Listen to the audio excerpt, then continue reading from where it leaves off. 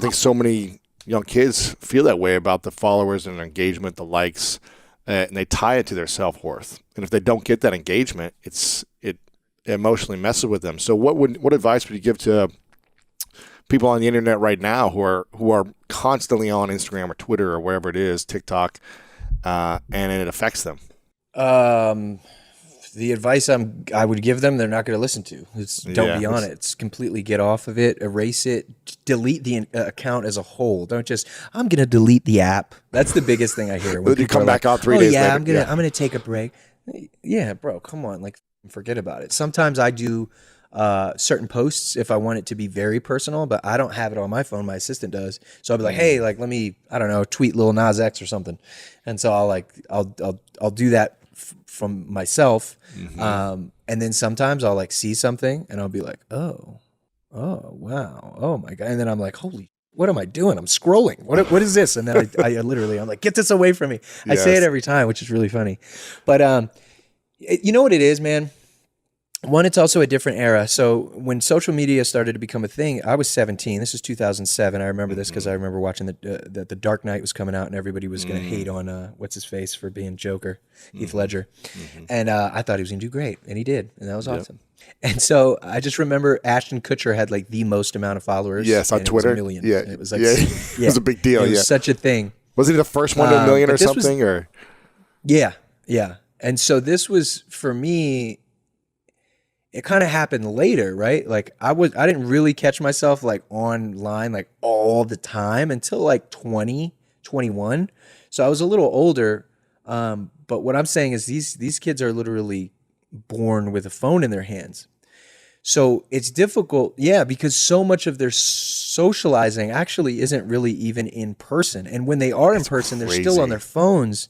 So there's no connection, right? So because of this, my nephew and nieces, we were on a vacation and they were literally on their phone the whole time. And I've been with one of them before where they're with their friends and they're chatting with each other on the phone next to each other. They go, what are we doing here? You're chatting with each other through the phone, but you're next to it. Just makes no sense to me. It's freaking weird. Now the issue is that we can't relate, right? Because that wasn't our childhood, right?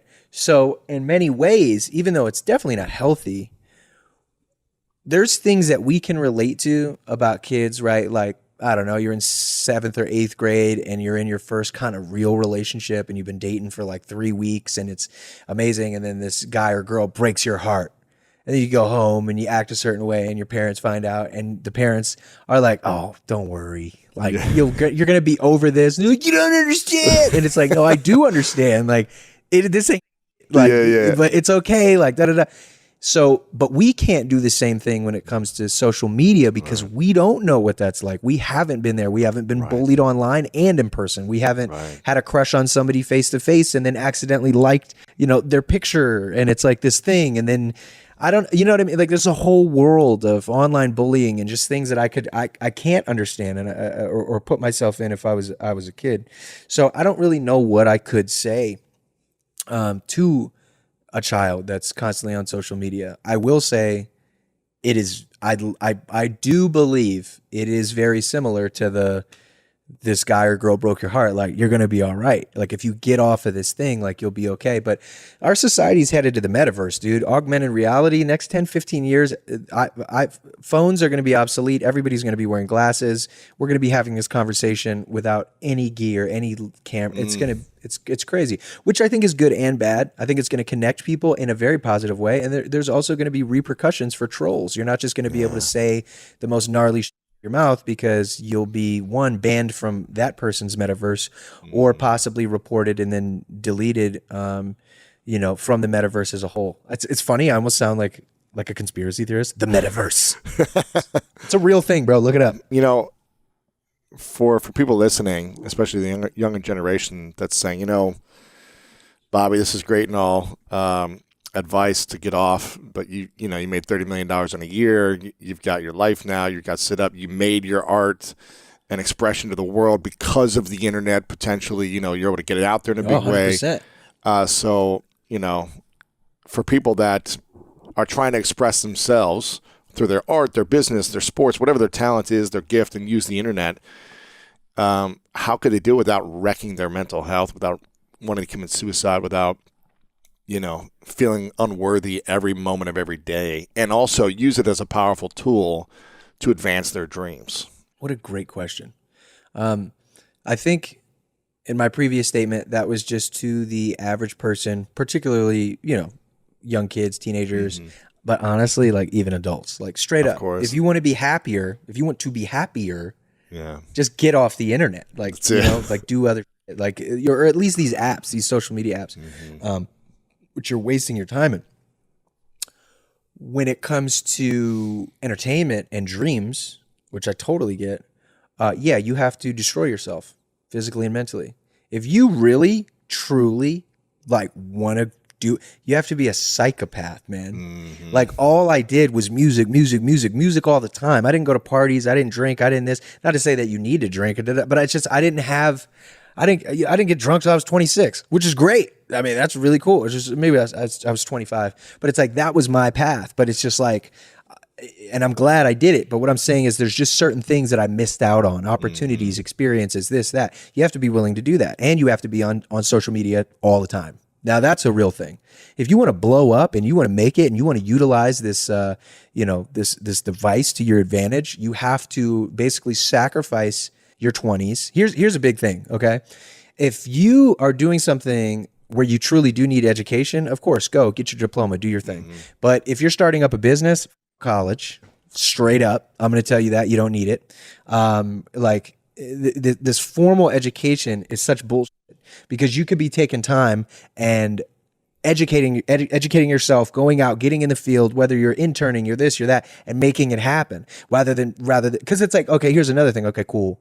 You get your diploma and then you go to some place that you want to, work at, but then they tell you, oh, you need 3 years experience. Well, how the fuck am I going to get 3 years experience if I'm out of college and I just got a degree to do this thing? So it's like, you have to make it your everything. And most people can't actually do that. And I wouldn't take it back though. My 20s were my 20s were harder than my childhood. Like, wow. Easily. And it was more so mentally and just what I had to deal with physically and going on tour and just, relationships, grinding. Forget about it. It was so, dude, grinding. Like, literally, it was the hardest thing in the world. But now here I am, and it's like, dude, I'm 31, and you said it yourself, like, yeah, I can do whatever I want. Like, and that is kind of weird to say. It's a really weird thing, but like, bro, I earned it. And that's not me trying to sound arrogant. Like, I earned it, dude. Like, sure. I remember being alone in very dark places in hotel rooms, like, and I got through it somehow, and I'm so glad I did. Like, I earned it. So that's what anyone listening now has to do. They have to earn it, and they have to be prepared. I would say get therapy. Get a therapist, and try to find balance as best as you can. But when it comes to dreams, there really is no balance. It's kind of just 100% this thing constantly until you reach a peak. Because there is my biggest thing was like, okay, how many number ones can you have? How many this? How many that? Da da da. I was in this hamster wheel, and for so long, I had these goals and had these goals and had these goals, and then I had no more goals. Right. I mean, you reached them all. Only exactly. So like the only real thing that I haven't done yet is won a Grammy, but like, who gives a And I realized that that's just a glorified pat on the back. So that's not even really a goal, to have a bunch of people in a committee who don't even really understand me or my music tell me, why it's worth something or not, or this or that. And that's not me saying that as like, well, you don't have a Grammy, like you sound salty. Like, no, this is me realizing like that doesn't matter. I'm not going to kill myself for years and years to try to get a Grammy. So with all that, balance, focus, and just would there have been a ritual that you would have added in the last decade, knowing what you went through, knowing the ups and downs, the loneliness, the darkness? Would there have been like, you know what, every week I'm going to talk to a therapist for my 20s, or every week I'm going to get 7 hours of sleep a night? Or would there have been anything you would have tried to shift that could have been like, you know what, I'm going to get off the internet for one day a week and just sit in nature. Like, what could you have done in an ideal Yeah, world? you just said it. You said it all. Like all of that would have been amazing. But there's just no way you could have told this guy that, man. Yeah. Like, there's just no way. I'm going to get off the internet. If I'm off the internet for one day, that's followers. I'm in my head like followers that I'm not getting, or fans that aren't going to come to a city, or this or that. And in many ways, it's true. So that's why it's like you have to be willing. Like me, I wanted ultimate success. I wanted the biggest success you could have, and I got it. I did it. And the reason I did that is because I sacrificed everything to get it. Now, I don't think that's healthy, but once again, in retrospect, personally, I am glad I did it. But I also somehow, common sense and God, just like when I was a kid, made it out the other side of all of this and realized my self-worth and that I don't need to do this and all these other things. I did need to do that, not for self-worth, but to build a brand and a fan base around the world where I could tour for the rest of my life if I want and be financially okay. I had to do that. And now I'm just at a place where I'm like, okay, I could continue to do that. I could keep having $30 million years, or I could have a couple $1 million years. Right. And enjoy your life. Right. Yeah. And what is that? Like, it doesn't really change my quality of life. And you know what is even more important is I can do the thing my parents did, and I can spend time with my child, and I can be a good dad. And that's what's more important to me now. Yeah. You grew up in a poor household, and my audience is really curious about optimizing their life in many different ways, their health, their mindset, their spirituality, their relationships, and financially. And you grew up in this poor household. What was your mindset around money growing up, and how did you shift your mindset at some point to really start building wealth, manifesting and attracting money, and also not blow it? You know, just like spend it all and be like broke, 2 years later. Wow. Okay. So I don't even remember ever seeing money in the household. I remember when food stamps weren't on a card, on an EBT card, and they were actual food stamps that looked like Monopoly money. I knew nothing of money. I knew no concept of saving it, what that meant. I mean, we had just enough to get by, like literally. That was Day it. by day. Yeah. Yeah, for real. And it's like the first of the month, like that Bone Thug song, wake up, wake up, wake up. It's the first of the month. It's like, yeah, food stamps. We eating chicken tonight. And then by the end of the month, it's powdered milk and chickens and like gross gizzards and and so, yeah, for real. So, I never understood that. I never got that. I never knew any of what that meant. I think that the understanding fundamentally like how to use and utilize money and save money didn't come till I was 17 and I got 2 jobs. So I left home at 17. I got 2 jobs. I worked at a flower shop and I worked at Jiffy Lube, and I'm making like $7.50 an hour, dude. Like, what so state it's is like this you're not again? even. This is Maryland. Yeah. Yeah. So it's like a suburb of DC, and there's Nothing. You can't like, you're save anything. Yeah. Yeah. Exactly. You can't really save anything. So I'm enjoying like Kenny's Chinese chicken and like that. Like I'm enjoying it, Starving Marvin subs and maybe an occasional video game or something like that. But for the most part, that was it. It wasn't until I really so I signed my deal with Def Jam in 2012, and I went from having like $12 in my bank account to $175,000 overnight. Wow. The first thing I did was I went to Taco Bell because that was like Ruth Chris of Those like luxury. people, and I was like, yeah. So I'm like, here we go. And I bought my homies, some stuff. I got my producer some shit. I got my videographer a new camera. I hooked up my mom's my homie's mom's car that we used to drive all around because it was broken down. But besides that, I saved every dime that I had, and I put it into myself and in my craft. And then I moved to LA, and I was paying rent, and we were staying kind of in the hills, but it was like, yeah, it was an all right house.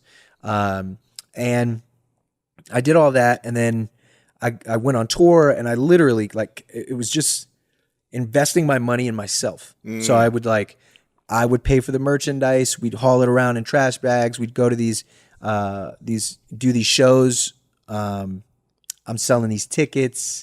Things are going good. I'm making my money back, making a bit of a profit. And then I remember for the big tour, we needed a tour bus. And this was for my debut album, Under Pressure, in 2014. And by the time I fronted all the money, I only had $1,200 in my bank account. Ooh. So it's like, I'm this like, I made it, my album's out, but there's always something else that you don't really realize. And that was crazy, but I made my money, and then I did good. And, I remember getting my first $1 million check from a merchandise company, which was crazy. Wow. Because we were selling such merch and such good merch, and things were going well. And then even when I had that $30 million year, like people were like, invest your money, make money for you. And it's not until now, recently that I've actually started, investing certain things like crypto and whatever. And, but I'm still like that poor kid that's like, no, mine. Right. Mine. Like if it's in this account, it's not going anywhere. So like, no. But I'm at a place now where I want my money to make me money. So yeah, I think it's trial and error. And once again, God and common sense, something. Well, don't get me wrong, man. I've had some fun, man. I went to Vegas and blew $120,000. Oh, like I knew I was gonna lose it, and people were like, "You're crazy. You're just gonna you're gonna put $40,000 on red." And I'm like, "Yep." And then I made 80, and then I lost it, and then I'm back and forth. Because for me, as insane as it was, it's like this made up for every Christmas I didn't have, every birthday gift I didn't get. Like I'm having a blast. I am paying $120,000 right now to have the best time in the world. Yes. And I don't do this it's not like I do this all the time. It was like I only ever did it the one time. Mm-hmm. I bought a Bronco for $250,000. I bought a bunch of nerd guitars, things like that. Yeah, for sure. But at the end of the day, it's like, yeah, dude, like I did. I saved my money, and that's because I never got into it like just and O's and boats and like I wasn't like rap is it's going to be this thing. I was like, no, I'm going to utilize it and realize that this is a business and spend my money where it should be. For young artists, entrepreneur, athletes, anyone who's building their thing, whatever their thing is, what would you say are the 3 greatest investments they should be making? Once they start making a little bit of money, more than day by day, but it's like, okay, I've got an extra $1,000 or $5,000 a month. That's a lot of money for younger people, but I've got some extra cash. Yeah. What should I invest in? Three things that they should be investing in, whether it's back in themselves, whether it's in their merch or their products or their, and hiring a coach, whatever it is, a trainer, a therapist. Like, what would you say are those 3 things they should be investing in at an earlier age? I feel like if they're making pretty decent money, they're already investing in themselves. They're being smart enough to know that whatever their brand is or their sport or their career, like they are spending that money to make sure that they can do it well, whether they're in the gym and they're getting pre-workout powder and like all like, so they are already spending their money where it needs to be. It's funny because like I said, I'm the guy that was like mine. So I was just saving my money. So number 1, I would say like save your money, like for sure, but put it in a savings account that's going to at least, make a little bit build. Yeah. Compound interest and all this other stuff. So that's number 1. Number 2, have fun. I didn't have fun. I didn't have fun at all. And I wish I did. I wish I had a little more fun. Nothing crazy, but like that's one regret I do have is that I was so focused that I didn't really even just have like dude, I would go on trips with it'd be like, oh yeah, we're gonna go to Big Bear, man, and I'd be like, all right, I guess I'll go because it's like my best friend's birthday, so I'm like, okay, but like as soon as I get there, I got the laptop and the microphone set up and like I'm like still recording and working. Like I guess what I'm saying is for a day or a weekend or whatever that I would have at least just enjoyed those precious moments with like family, because they are my family. I don't really have family, so that was family, and it's like, oh man. But low key, it's like my best friend's my producer, so it's his birthday, and he's like, yeah, and he's making beats with me. he's just doing it drunker than usual, right? So it's like so that's another thing. And then third, I don't know, I'm not sure. Yeah, no worries.